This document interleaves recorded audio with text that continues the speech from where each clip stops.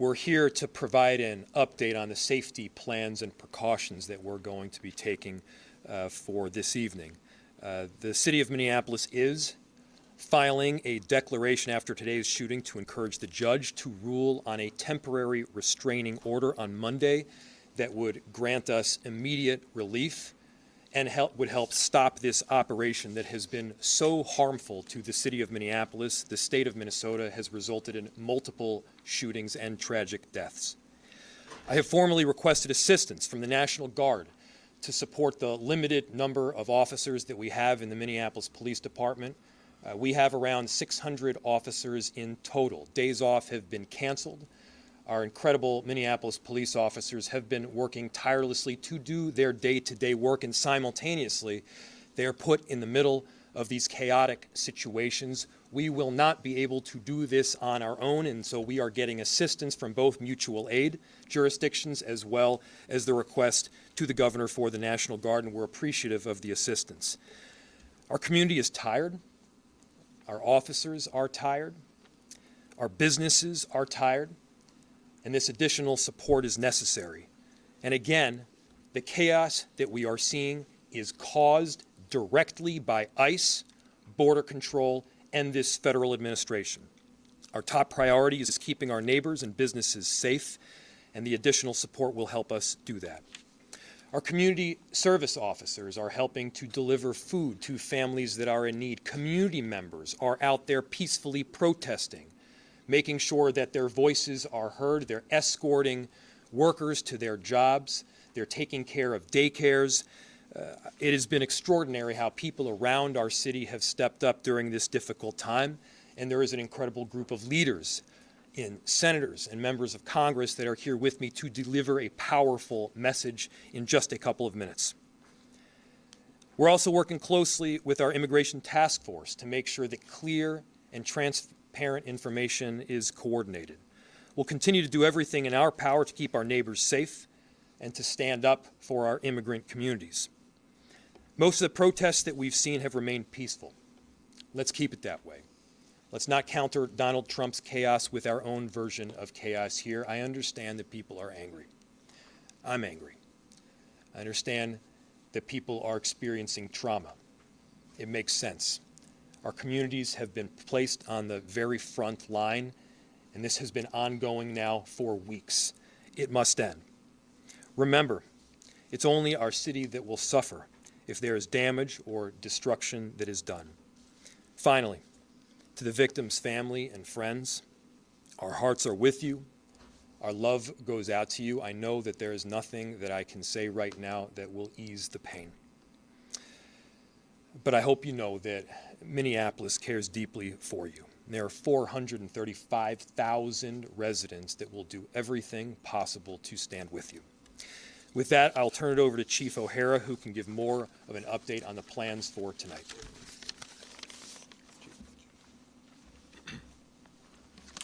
Thank you, Mayor. Good evening. I'm going to provide a brief update on the events today and our plans to maintain order in the city.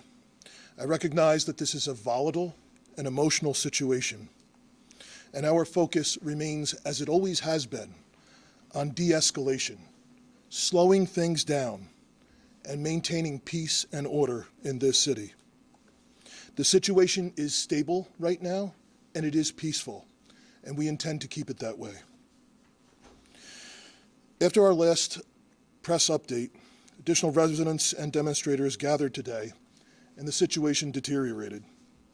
Local and state law enforcement officers were surrounded on multiple sides by a mix of protesters and also agitators who engaged in unlawful acts. Individuals began erecting barricades, throwing glass bottles, ice chunks, and at least 2 separate fires were started in the immediate vicinity. Minneapolis police had to escort firefighters so that they could safely extinguish those fires. The number one priority of our police officers is to protect life and maintain public safety for all people in our community. And so given the volatility and rising public safety risks for residents, for demonstrators, and police officers, State and local law enforcement did deploy less lethal and gas munitions at that assembly in order to allow for a safe egress of law enforcement and to prevent further violence and damage. We do everything that we possibly can to de-escalate whenever possible, and the actions that were taken today were in response to a dangerous and escalating situation that already had multiple confrontations. The gathering at the scene now is peaceful, and we need everyone to respect the lives and property of all people in our community. In order to maintain that peace, we have established a vehicle exclusionary zone in the affected area. That zone has allowed traffic to be safely managed and has significantly reduced the risk of escalation, ensuring access for emergency vehicles, for residents of the area, and for lawful, peaceful demonstrations. This zone will be maintained by uniformed police officers of the Minneapolis Police Department, working alongside members of the Minnesota National Guard. National Guard members will be wearing fluorescent yellow safety traffic vests and will be working alongside uniformed Minneapolis police. In addition to the Minnesota State Patrol and Hennepin County Sheriff's Office that assisted at the scene, the St. Paul Police, Ramsey County Sheriff's Office, and numerous Hennepin County suburban police departments are assisting with answering 911 calls in the city of Minneapolis today. The loss of human life, yet again, is a tragedy. We pray all people can recognize that, and we extend our condolences, as the mayor has said, to the loved ones of the deceased. To the people of our city, we understand that the pressure has been building for weeks. We understand the hurt and frustration that this causes. But again, if you choose to come out, if you choose to demonstrate, peacefully assemble, do so lawfully, and understand that the men and women in this uniform standing here tonight are committed first and foremost to protecting the lives of every single person in this city. We will continue to monitor the situation and provide updates as needed. Senator? Thank you. Thank you, Mayor. Thank you, Chief, for your strong leadership during this crisis.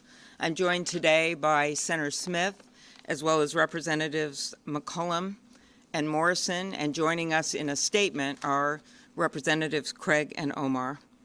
Our message is really clear and straightforward. We need ICE out of Minnesota.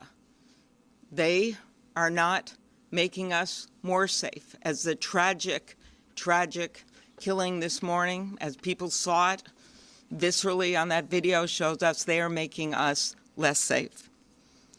With 3,000 agents, which of course includes border control, outnumbering the sworn police officers in Minneapolis and St. Paul by 3 to 1, and even larger than the 10 metropolitan police departments, this is completely out of whack, completely out of balance, and now 3 people have been shot, 2 resulting in death. 1, Renee Good, mother of 3, and now Alex Preddy, a 37-year-old Minneapolis man, a citizen, also a nurse. They both have families that love them very much. This city has been under siege, and I want to make something clear. As the mayor and the police chief are doing their job for this city, it's not just the cities. It's not just Minneapolis and St. Paul, as you'll hear from the members of Congress. It is the suburbs where kids have been lured in and abducted. It is small towns all across our state, rural areas. This has gone way beyond some stated purpose of the fraud investigation or apprehending violent offenders.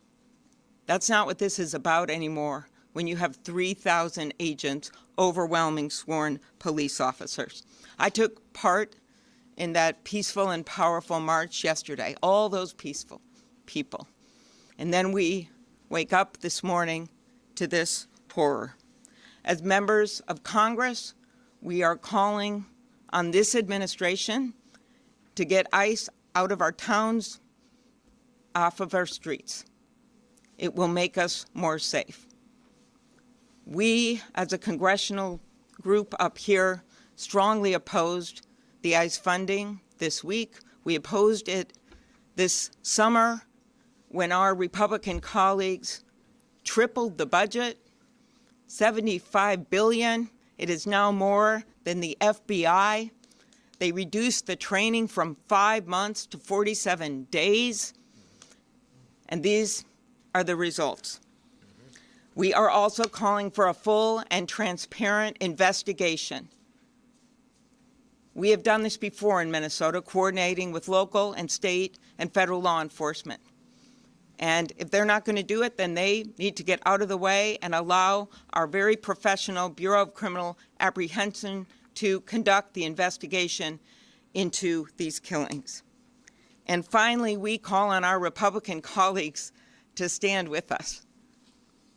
I know they know what's going on here because it's happening in their own districts. We have, of course, these shootings, but it is a lot more than that.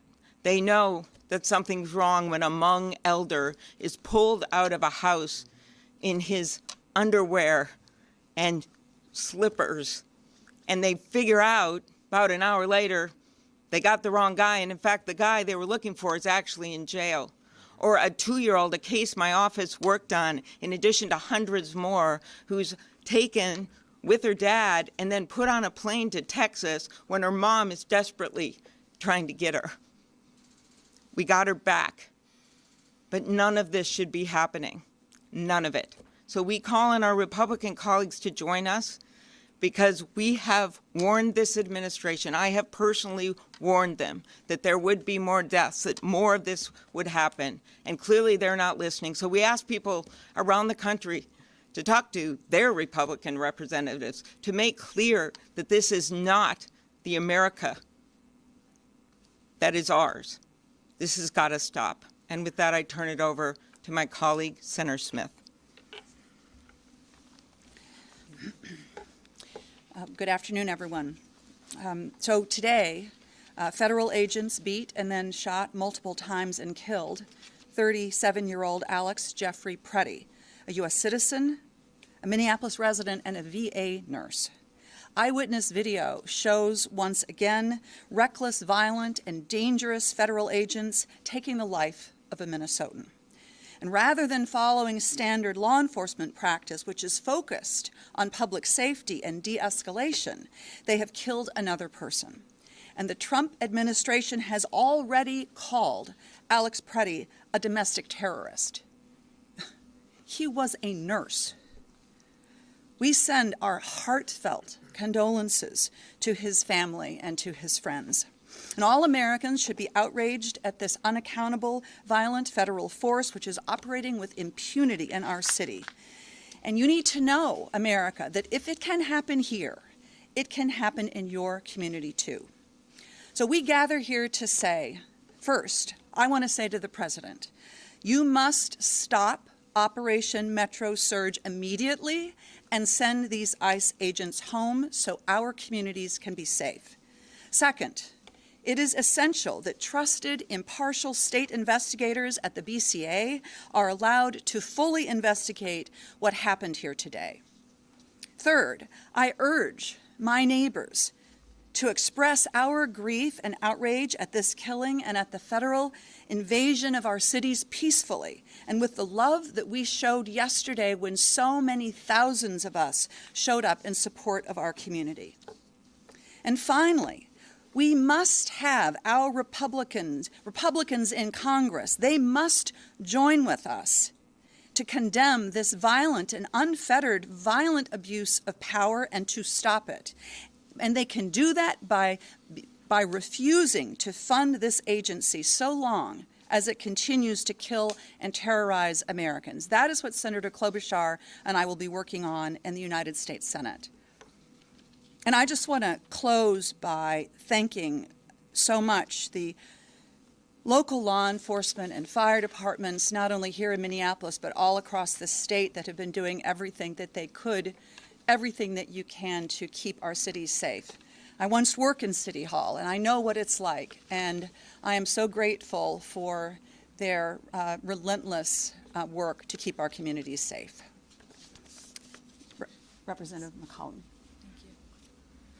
Well, we have a saying in Congress that we agree and reflect in our remarks those that have spoken before us. So I'm going to take a slightly different tact. You know, today, this morning, Saturday, we lost another life, and it didn't have to be that way. To all the protesters who have been out there peacefully protesting, who have been harmed and injured, it shouldn't be happening to you either.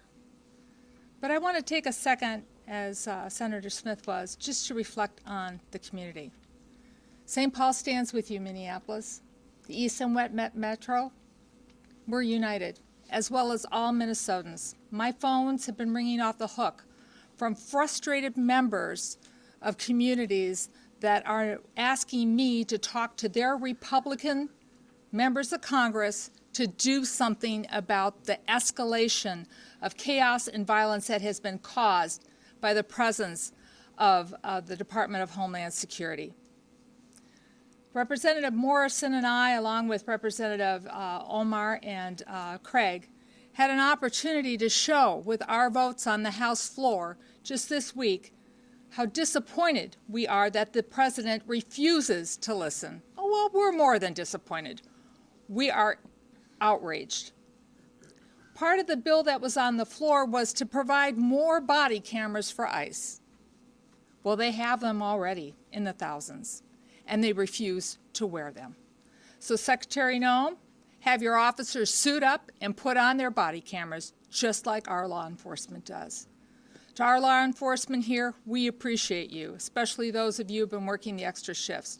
To the school boards, to the community service volunteers, everybody out there in this community, you make us so proud to represent you in the United States Congress. We hold our head up high with how Minnesota is reacting to this. We celebrate 250 years of this United States of America. And I'll close with quoting Benjamin Franklin. He came out of the Constitutional Convention and he said, it's a republic if you can keep it. Well, we're showing we want to keep it a republic with peaceful protesting. Stay calm, be safe, take care of one another. And when you see a National Guards person out there trying to relieve one of our police officers, know that they're there to protect you. So please respect everyone out there trying to keep us safe. And with that, I'd like to welcome up my colleague from the West Metro, Representative Morrison. Thank you, Representative McCollum. You know, the day after tens of thousands of Minnesotans showed the world how to stand up peacefully against this administration's cruelty, lawlessness, and unacceptable occupation, and demand that ICE leave our state and end this federal invasion, the world is watching yet again as one of Donald Trump's federal agents have shot and killed another United States citizen in broad daylight in the middle of the street. First, we lost Renee Nicole Good, and now Alex Jeffrey Preddy, a 37-year-old man, a Minnesotan, an ICU nurse, a resident looking out for his neighbors as Minnesotans always do. And I do want to pause and offer my deepest sympathy and profound condolences to Mr. Preddy's family and friends. I am so sorry for your unimaginable loss. And we are once again now being asked to deny what we saw with our own eyes. We watched the videos of a masked federal agent shooting Alex in the back multiple times while he was pinned down by more than 6 other masked federal agents. And once again, DHS has come out with a predetermined narrative that contradicts everything we saw with our own eyes. 2 37-year-old Minnesotans are now dead. A poet and a nurse. For what? We cannot lose any more lives. We need a full, transparent, and comprehensive investigation led by our BCA. And ICE and Border Patrol need to halt all operations in the state and leave immediately. And Congress cannot be complicit in facilitating these lethal operations and federal occupation of our cities. We are standing here as a united front today, pleading for our Republican colleagues who control the Congress and who took the same oath to defend the Constitution and uphold the rule of law that we did, to stand up and stop this. Put your state and your country first. Put it ahead of your loyalty to this president. Minnesotans are in agony watching their communities terrorized and families torn apart. ICE and CBP agents are traumatizing our communities, violating Minnesotans' constitutional rights, unlawfully detaining and arresting United States citizens, racially profiling people, forcing schools, restaurants, and businesses to close. And people are dying at the hands of these federal agents. It has to stop now before anyone else is hurt. And I return it to the mayor. Thank you. I'll just point out again the difference between tens of thousands of people just yesterday peacefully protesting, standing up for their neighbors, no injuries, no damage to property. That is how Minnesota and Minneapolis shows up versus what we saw again this morning.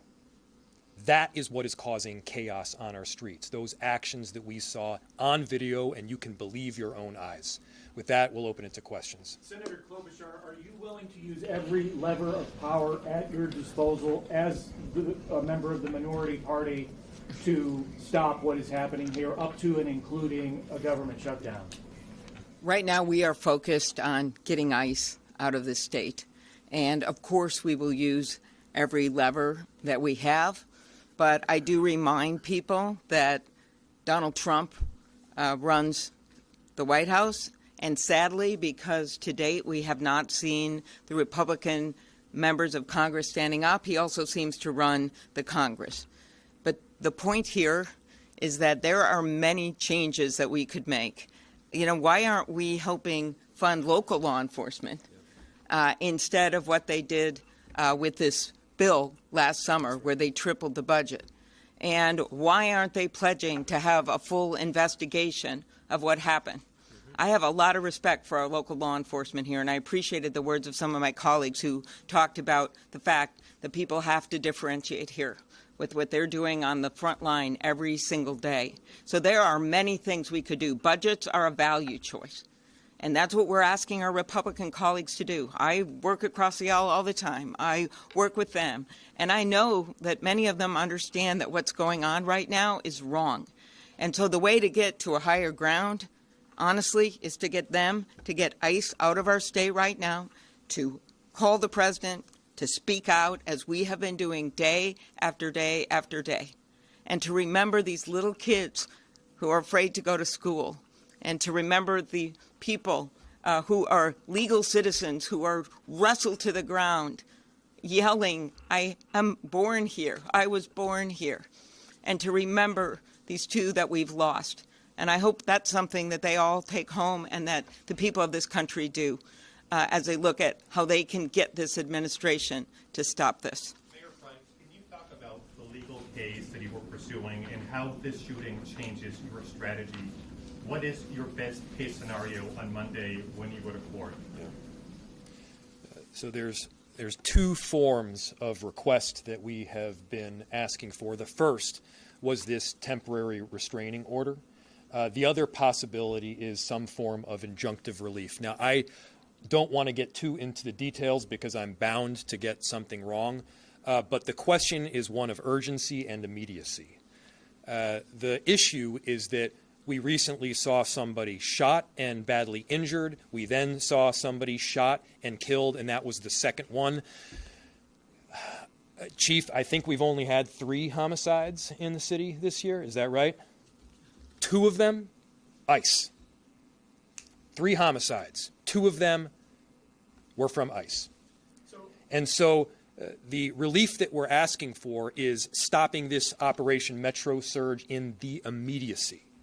It's preventing this massive influx of agents that is making it very difficult for us to do our jobs in the city as well as we need to do them, and we need to do regular day law enforcement as well. Yes? They defied a search warrant this morning. Do you think they'll abide by a court order from the federal judge?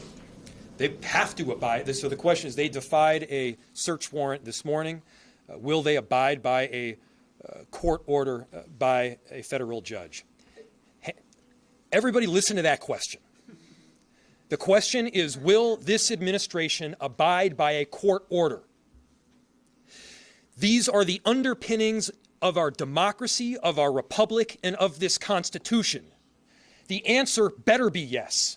Whether you're a Democrat or you're a Republican, you abide by those court orders. The answer has to be yes if you are a patriot for this country. And so, yes, my expectation is that they will abide by the court order because there is not an alternative.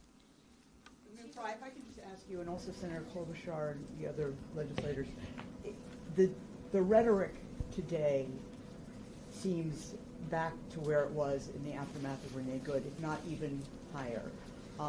Senator Klobuchar posted on X, Stephen Miller, then the President slammed Senator Klobuchar's post. I mean, this is going on. The vitriol is through the roof on social media. Is there any way, or how are you going to come together? I mean, is there any way to approach the other side? Yeah. I'll answer for myself and from the city's perspective, and certainly turn it to Senator Klobuchar. I want everyone to just quickly look at the juxtaposition between the way that Minneapolis is showing up and the way that the federal government is showing up. I want you to look at the difference between the elected leaders and our chief that you've heard talk just before me. They're calling for peace. They're calling for peace notwithstanding this horrific action from the federal government. What are they doing? They're not investigating the person that killed our citizens. They're investigating us. This is political retaliation. This is about a political narrative, and that narrative is making people less safe. A number of us have spent the last few weeks making our views clear, standing our ground, but also reaching out to this administration, to Republican leaders, to try to get them to understand how dangerous this is, how unsafe this is. I met with chiefs from across the metropolitan area. Chief O'Hara was on this call, and they have been reaching out, some of them publicly, some of them behind closed doors. The business community has been reaching out. I have been personally reaching out to the President's Chief of Staff and spoken with her. We have done this day after day after day, so we're not just shutting out any discussions, but we've been explaining to them, and I know the governor has, how dangerous this situation is. And I have specifically told people that someone else was going to die. I said this a few days ago. I said it might be by a car, it might be by some other way. And it just seems like you hope that they're going to de-escalate, and then they keep escalating it up. Right now, I hope they're listening, and I mostly hope that our Republican colleagues are listening and that they will step in, even if it's behind closed doors. If they will make those calls and say, we've got to end this now, and we've got to bring those people out of Minnesota and let our local law enforcement do our jobs. And I'll let some of my colleagues answer this. Well, I'll just say that I completely agree with the mayor and the senator, but I mean, it is my obligation as a United States Senator to speak about what I think is happening in my state and to define it for what I think it is. That is my job. And one thing I have learned about this president is that he does not respond to appeasement. He is a bully. He does not respond to people who appease him. He responds much better to strength than he does to weakness. And I think what we have seen in this state, I am so proud of it. We have seen a combination of strength and peacefulness that really says who we are. And I believe that that is our best path forward for trying to convince this administration that the path that they are on is dangerous to public safety, and it is a losing path that they must abandon. What's your message to Minnesotans who are just wondering when this is going to be over? I think a lot of people are feeling very tired and are just wondering when this is going to end? What's your message to your constituents? It will be over when we speak as one voice, as one Minnesota, as everybody has been out in the streets. You know, ICE was here in June, and there wasn't any problem. We weren't happy about it. There were people who we were concerned about the way that deportations and arrests were happening. We were worried. But we handled it in a peaceful way. The escalation now is not because Minnesota changed. It is because this White House and Stephen Miller have decided to change their tactics here. It will end when our colleagues who are hearing from their constituents because they are reaching out to me and others listen to their constituents and stand with their constituents and not stand with a White House that is not following the Constitution, breaking our laws, and not living up to the values of this country. That's when it will end. What do you think the end game? What do you think the end game is for Donald Trump at this point? What is he hoping to accomplish with this? Anybody up there? Anybody knows. Look, I do not pretend to know what Donald Trump is thinking. I do know what they're saying publicly. And on the one hand, they are talking about this being an action that is required for safety, and it is doing exactly the opposite. It is creating danger in our state. Again, if this were about safety, there would be many, many options. Our governor has stated, I have stated, we are very much willing, in fact, we have been working with them to apprehend violent offenders, to prosecute these cases, to get criminals off of the streets. That is not what we are talking about right now. What they are also saying is that this is simply political retaliation. They are saying this is political retribution, and it's focused here on a blue city in a blue state. That's not how America works. Other countries function that way. We don't. And so no matter your background or your ideology, this should be of deep concern for you no matter what town you're in America, because your town could be next. Your liberties, your freedoms could be sacrificed because of what this administration is doing. Thank you. I know our end game, and our end game is to keep Minnesota safe. And so we are asking that ICE get off of our streets and out of our state. Thank you.